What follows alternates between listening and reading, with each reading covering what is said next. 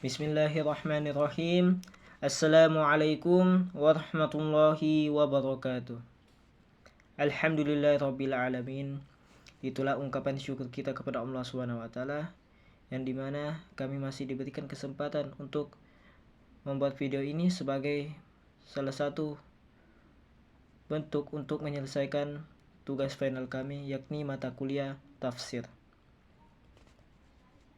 Adapun jumlah dari kelompok kami yakni sebanyak 2. Yang pertama saya sendiri yakni atas nama Gilang Ramadan. Yang kedua yakni atas nama Natasha. Adapun tema terkait pembahasan kami yakni peran manusia sebagai khalifah di bumi. Adapun pembahasan pertama akan dibahas oleh saya sendiri. Adapun pembahasan pertama yakni terkait pengertian manusia sebagai khalifah.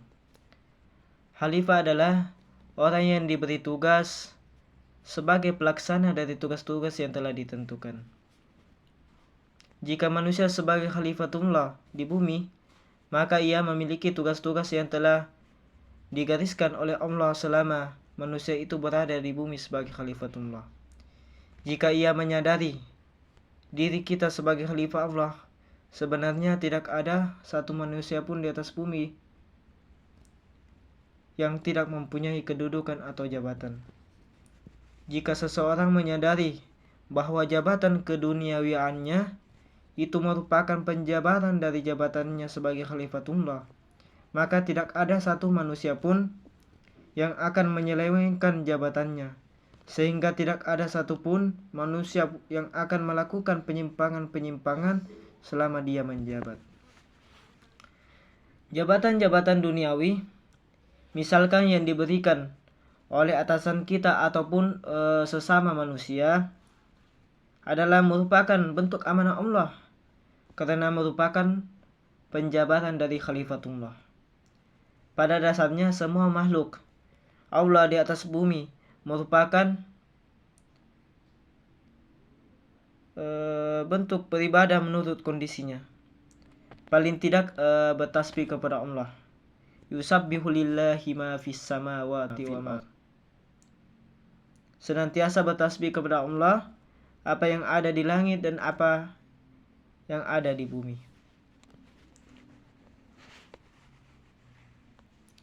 Adapun terkait pembahasan kedua yakni tafsir Al-Quran tentang peran manusia sebagai khalifah, atau ayat terkait tentang peran manusia sebagai khalifah, yakni terdapat dalam Quran surah Al-Baqarah ayat 30-31 yang berbunyi Bismillahirrahmanirrahim. Wa iz qala rabbuka lil malaikati inni ja'ilun fil ardi khalifah qalu ataj'alu fiha man yufsidu fiha wa yasfiku ad-dima wa nahnu nusabbihu bihamdika wa nuqaddisu lak qala inni a'lamu ma la ta'lamun wa 'allama adama al-asma'a kullaha thumma 'aradahum 'ala al-malaikati faqala anbi'uni bi asma'i ha'ula'i in kuntum shadiqin, yang artinya, dan ingatlah ketika Tuhanmu berfirman kepada malaikat, sesungguhnya aku hendak menjadikan khalifah di bumi.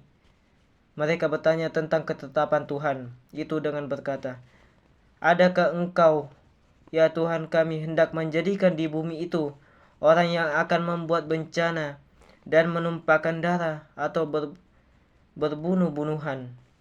Padahal kami senantiasa bertasbih dengan memujimu dan mensucikanmu. Tuhan berfirman, sesungguhnya aku mengetahui apa yang kamu tidak mengetahui. Kemudian ayat 31, dan ia telah mengajarkan Nabi Adam akan selalu nama-nama benda dan kegunaannya. Kemudian ditunjukkan kepada malaikat. Lalu ia berfirman, terangkanlah kepadaku nama benda-benda ini semulanya jika kamu golongan yang benar. Adapun pembahasan selanjutnya yakni mufradat ayat. Dalam bahasa Arab, kata malaikatu adalah jamak dari kata malak. Ada yang berpendapat bahwa kata malak terambil dari kata alaka atau ma'amala, yang berarti mengutus atau perutusan atau risalah. Kata khalifah pada mulanya berarti yang menggantikan atau yang datang sesudah siapa yang datang sebelumnya.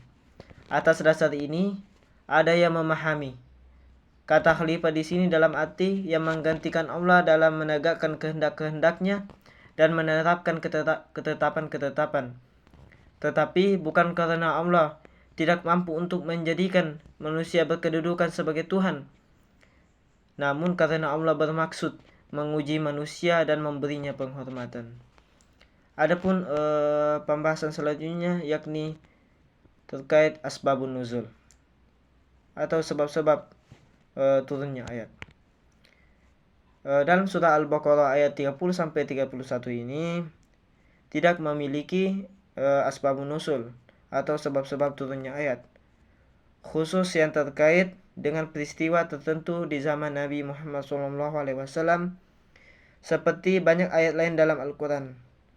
Sebaliknya, ayat-ayat ini lebih merupakan pengajaran langsung dari Allah Subhanahu wa Ta'ala tentang penciptaan manusia dan peran Nabi Adam alaihissalam sebagai khalifah di bumi. Mungkin itu saja penjelasan terkait asbabun nuzul. Selanjutnya pembahasan selanjutnya akan dibahas oleh saudari Natasha. Baik, saya akan membahas terkait nasib mansukh.